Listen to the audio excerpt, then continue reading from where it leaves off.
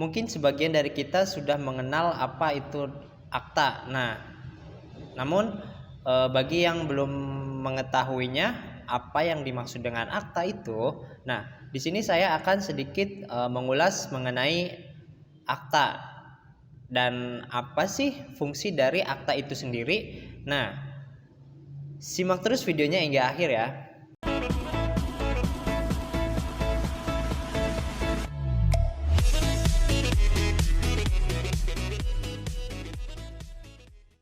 Akta itu merupakan suatu tulisan yang memang dengan sengaja dibuat untuk dijadikan suatu alat bukti tentang suatu peristiwa dan ditandatangani pihak yang membuat.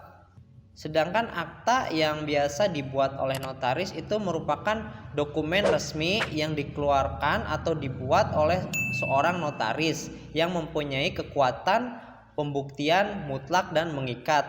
Fungsi akta notaris ini selain sebagai alat bukti itu memiliki fungsi lain, diantaranya yaitu akta sebagai fungsi formal yang mempunyai arti bahwa suatu perbuatan hukum yang menyangkut hubungan perseorangan akan lebih baik apabila dibuatkan suatu akta. Sebagai contoh, di dalam perbuatan hukum yang harus dituangkan di dalam bentuk akta itu yaitu perjanjian utang piutang sebagaimana disebutkan di dalam pasal 1767 KUH Perdata. Di dalam pasal tersebut mensyaratkan adanya akta di bawah tangan.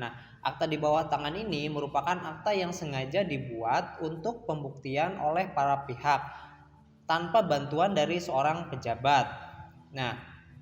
Hal tersebut dibuat semata-mata di antara para pihak yang berkepentingan saja. Untuk bentuk akta di bawah tangan ini dibuat dalam bentuk yang tidak ditentukan oleh peraturan perundang-undangan. Jadi bebas sesuai dengan kehendak dari para pihak yang membuat akta di bawah tangan ini. Kemudian tanpa perantara atau tidak di hadapan pejabat umum yang berwenang. Jadi hanya para pihak saja itu bisa dibuat. Akta sebagai alat pembuktian, di mana dibuatnya akta tersebut oleh para pihak yang terikat dalam suatu perjanjian ditunjukkan untuk pembuktian di kemudian hari. Di sini akta otentik merupakan alat pembuktian yang sempurna bagi kedua belah pihak dan ahli waris serta sekalian orang yang mendapatkan hak darinya tentang apa yang dimuat di dalam akta tersebut. Terima kasih bagi yang sudah menyimak videonya hingga akhir, dan jangan lupa like videonya dan subscribe channelnya. Sampai jumpa di video selanjutnya.